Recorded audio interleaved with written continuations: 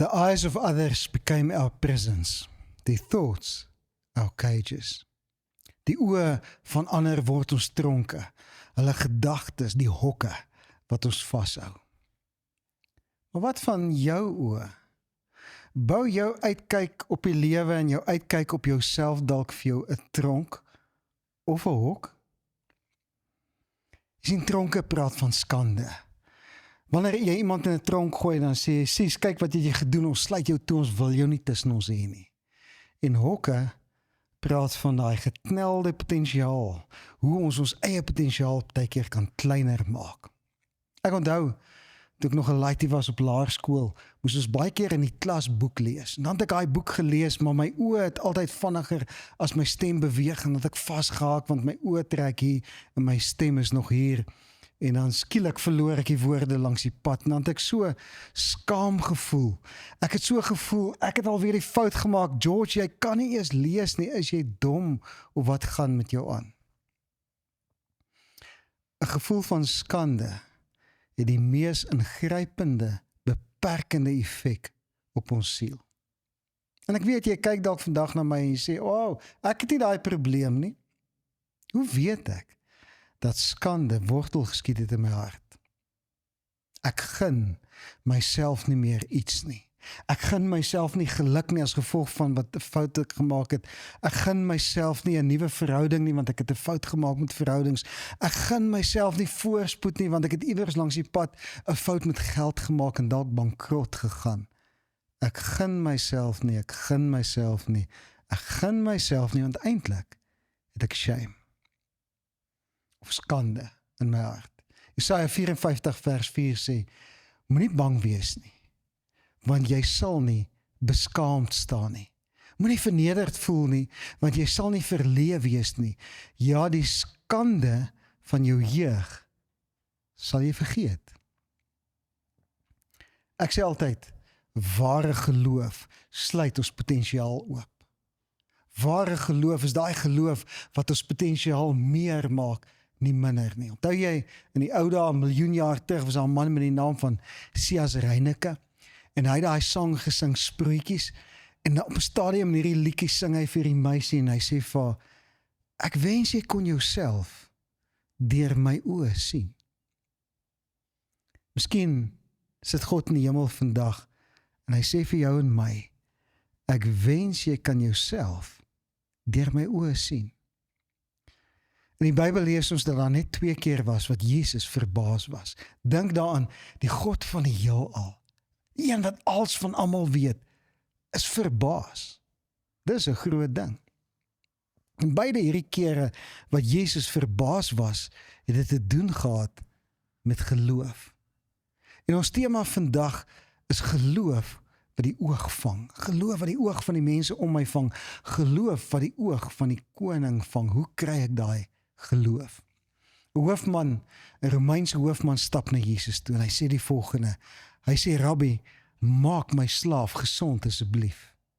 En Jesus sê vir hom, "Oké, kom ons gaan, kom ek maak jou slaaf gesond." En dan gee hierdie hoofman oor 100 'n antwoord wat Jesus verstom. Hoor wat sê Matteus 8 vers 8, ek lees vir jou. "Here, ek is nie werd dat u onder my dak inkom nie, maar sê net een woord en my slaaf sal gesond word. Want ook is ek 'n man wat onder gesag staan en met soldate onder my bevel. Vir een sê ek gaan en hy gaan, en vir ander ene sê ek kom en hy kom. Vir my slaaf sê ek doen dit en hy doen dit." Wat sien hierdie hoofman in geloof wat ek en jy en die Jode misgekyk het? Hierdie ding wat hy sê wat Jesus so verbaas het. Jy sien, hy maak 'n koneksie. Hy maak 'n koneksie tussen geloof en gesag. En baie keer dink ek en jy geloof het met ons wilskrag te doen om te fokus en te glo en onsself te dwing om te glo. Maar hierdie hoofman sê nee, daar's 'n lyntjie wat getrek word deur gesag, tussen gesag en geloof. Onthou jy? Ek en jy het net nou gesê dat skande in ons hart beperk ons. En hierdie man sê, "My slawe luister nie as gevolg van wie ek is nie, maar as gevolg van wie ek verteenwoordig. Ek verteenwoordig die Romeinse ryk.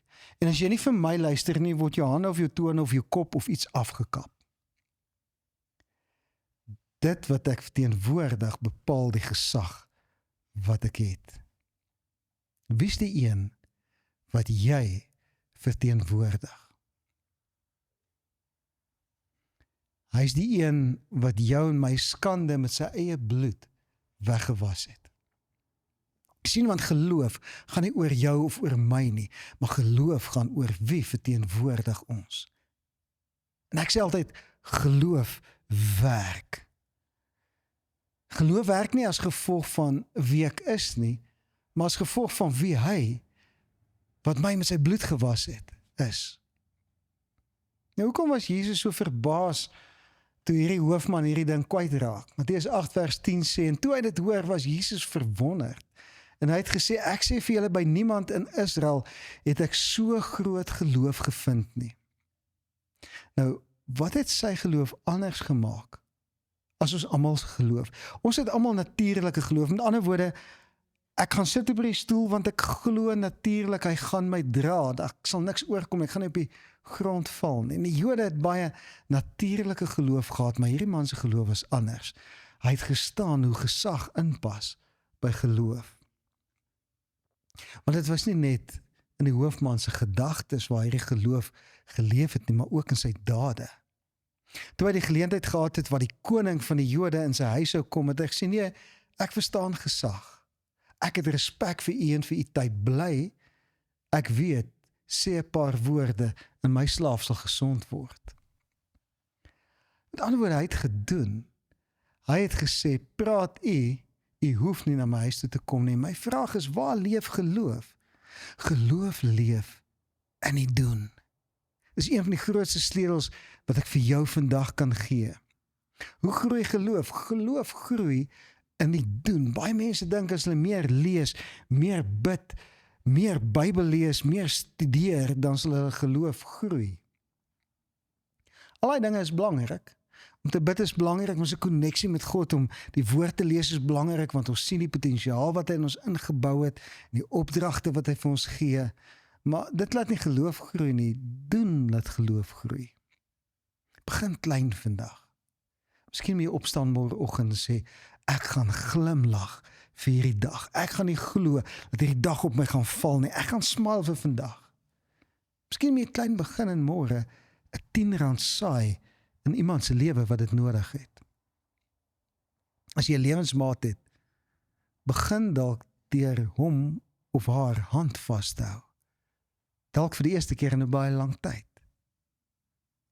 Jesus was verbaas, want hier's 'n man wat verstaan geloof gaan nie oor hom nie. Dit gaan oor die hom. 'n Man wat verstaan dat geloof gaan oor gesag. Geloof gaan nie oor wat ek doen nie. En ek het vandag vir jou goeie nuus, dis nie van vandag af nodig dat jy gaan traai om te glo, dat jy gaan fokus, dat die are op jou kop staan om net te glo nie. Geloof kom by daai plek waar jy sê, ek staan onder gesag, ek staan onder iemand wat meer gesag as ek het, hy is die backup vir my geloof, en daarom as ek praat met omstandighede, moet daai omstandighede luister, want ek verstaan gesag. Dat was die tweede keer, wat Jesus ook verbaas was, en die keer was nie oor geloof nie, maar oor ongeloof. Hy kom in wat is hy plek se naam? Kapernaum? Nee, het was nie Kapernaum nie. Waar het Jesus groot geword? Nasaret. Hy kom in Nasaret, hy gaan in die sinagoge in, en hy maak die boek van Jesaja oop, en hy lees profetiese woorde, wat praat oor wie hy eendag sou wees. En na dit sê hy vir die mense in Nasaret, dit is wie ek is. En hoor wat gebeur in Markus 6 vers 3. Hierdie mense reageer, sommer net daar in die sinagoge, en hulle sê die volgende, is hy nie die skrynwerker, die seun van Maria, die broer van Jakobus, Joses, Judas en Simeon nie? Woon sy susters nie onder ons nie? Is hy nie, hy sê vir ons is die Messias, maar ons ken hom, hy het nie groot geword. Hoe kan hy die koning van die Jode wees? Hoor wat sê die volgende sin. en hulle het aan hom aanstoot geneem. Hoor wat sê vers 5. En hy kon nie 'n enkele wonderwerk daar verrig nie. Behalwe dat hy 'n paar stiekers gesond gemaak het, deur hulle die hande op te lê. Vers 6, en hy was verbaas oor hulle ongeloof. Wat 'n groot woorde. Dat die aanstoot van mense so kragtig kan wees, dat die krag van die Seun van God nie kan werk in Nasaret nie. En baie keer is daar aanstoot in jou hart, en in my hart, wat maak dat ons geloof nie werk nie. En aanstoot is nie net om kwaad te wees vir iemand nie, dis 'n reaksie van ongeloof. Ons neem aanstoot wanneer ons uitgesluit voel. Ons het net nou gesê, skande sluit uit. Wanneer ek loop met hierdie skande in my hart, dan voel ek uitgesluit en dan neem ek aanstoot baie keer teen God self. En dan maak ek God kragteloos in my lewe. Ek neem aanstoot. Skande beperk potensiaal. My vraag is vandag, sluit jy jouself uit? Ek wil dit weer vra. Sluit jy jouself uit? Is jy by daai plek waar jy sê, ek het soveel skande in my hart, wonderwerke gebeur nie vir my nie. Ek het sulke groot foute in my lewe gemaak, God luister nie meer na my nie. Ek verdien nie sy guns nie. Ek verdien nie sy goedheid nie. En my vraag vandag is, wat het gebeur?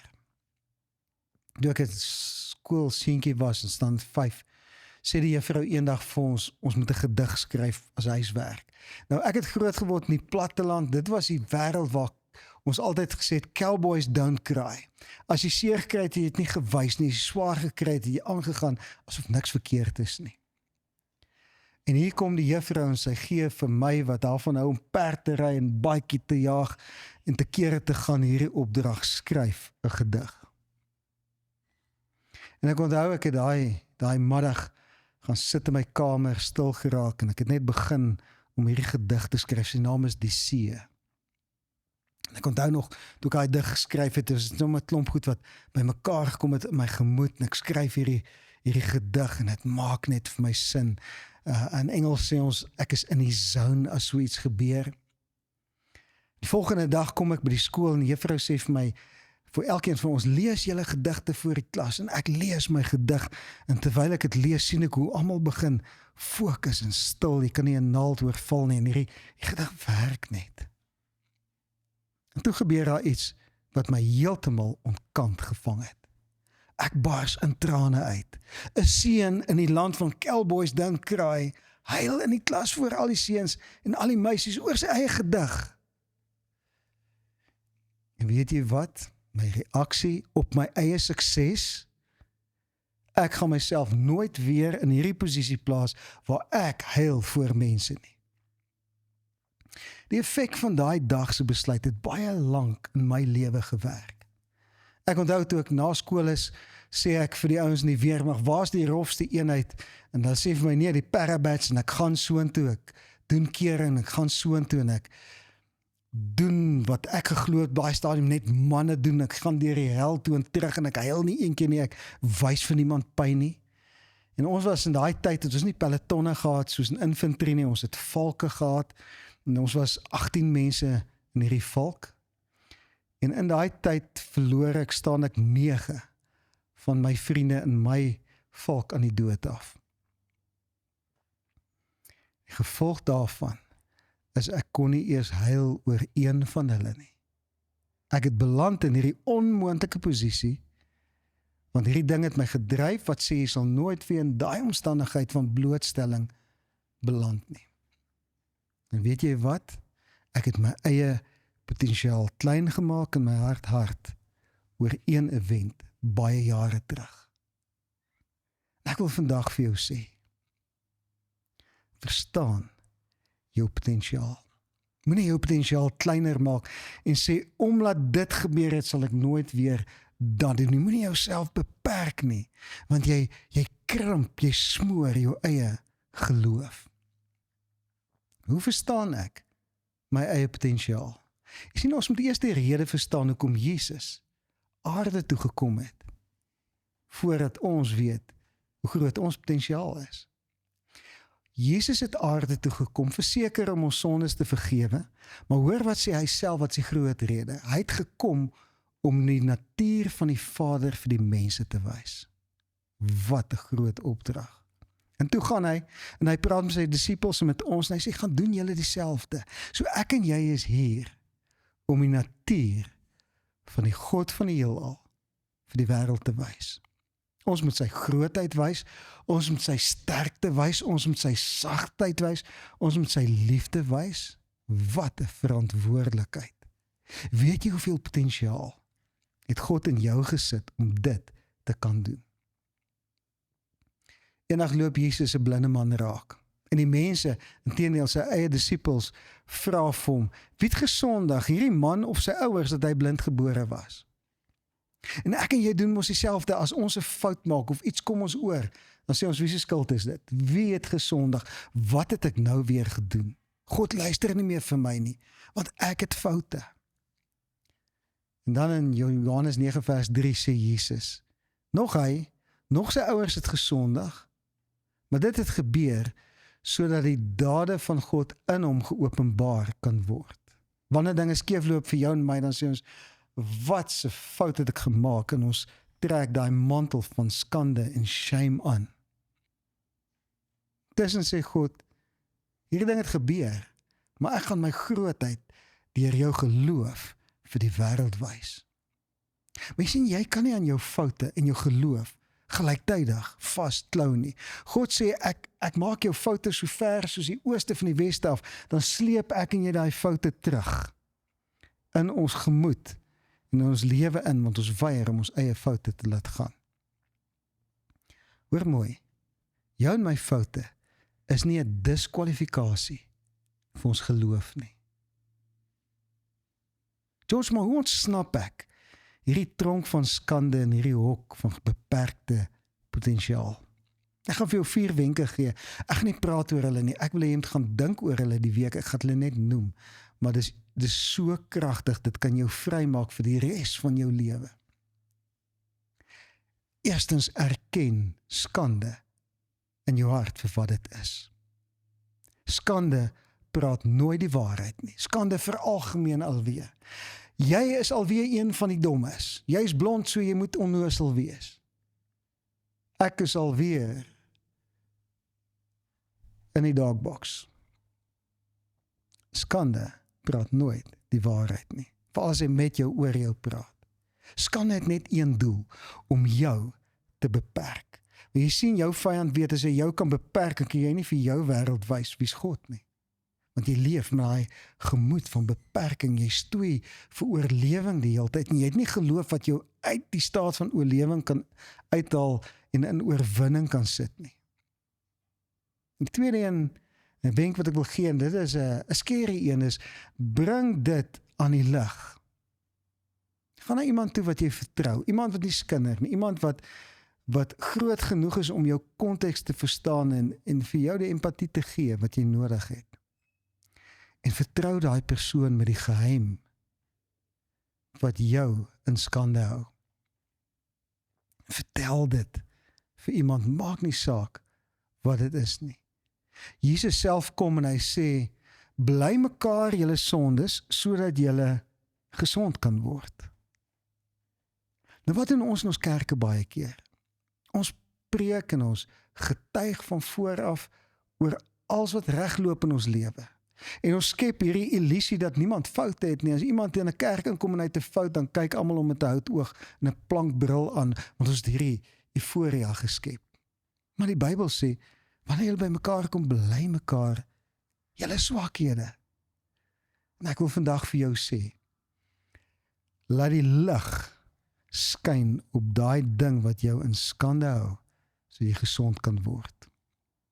Derdens, ontwikkel en oefen self-empatie. Met ander woorde, wees goed en wees sag teenoor jouself. Kom by daai plek waar jy jouself nie meer verder dryf nie, maar waar jy by die plek kan kom, waar jy goed en gesag kan wees vir jouself. Gaan luister laasweek se woord.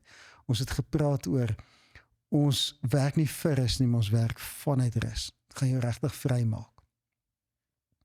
Wees goed en sag teen jouself. Gee vir jouself die empatie wat jy verdien. Haal jouself vir 'n slag van die hoek af. En dan laastens, anker jou identiteit wie jy is in iets groter as wat jy is. Anker dit in wie Jesus vir jou was. Wie was Jesus vir jou? Hy was die een wat in die kruis gehang het en net voordat hy gesê het, dit is volbring, het hy gesê, Vader, vergewe hulle sondes, want hulle weet nie wat hulle doen nie. Baie daar weet ek en jy nie wat ons doen nie, en ons maak droog. En dan is Jesus daar, wat sê, my bloed is gestort, sodat jy onmiddellik vergewe kan word. So ek wil afsluit met hierdie woorde, een van die ankers van hoe ek my identiteit vasmaak en ontdek is, vergewe jouself. Ek is iemand wat kan overthink, soos die Engelsman sê, ek kan my eie foute oordink en partykeer ontwerp ek sommer 'n nuwe foute vir myself wat ek nie eers gedoen het nie. En is als kom dit van hierdie vlug vir skande. 'n Nederige hart kan homself wees. Die Bybel sê Moses, wat al die wonderwerke gedoen het, was die sagmoedigste man op aarde. Dawid, wat baie foute gemaak het, was genoem 'n man na die hart van God. En ek wil jou vandag in die oë kyk en ek wil vir jou sê, jy is 'n man of 'n vrou na die hart van God. En wanneer ek vandag hier gaan afsluit, wanneer ek hierdie kamera afgesit het, gaan ek onmiddellik bid vir jou. En ek gaan bid dat jy by die plek sal kom wat jy hierdie woord sal grondvat en wat jy sal sê, Vader, ek kan myself vergewe. Ek haal myself vandag uit die tronk uit, ek haal myself vandag uit die hok uit. Ek gaan nie die skande op my skouers dra nie, en ek gaan verseker nie by die plek wees waar ek my potensiaal gaan krimp, dit kan inpas by dit wat die vyand van my dink nie. Seën vir die week, gaan elke oomblik voluit in. Geniet elke oomblik voluit. Onthou, elke sekonde behoort aan jou en jy is op hierdie aarde of almal om jou, sy grootheid en sy goedheid en sy krag te wys. Jy kan, want dit is in jou. Ek sien jou volgende week, selfde plek, selfde tyd, mooi loop.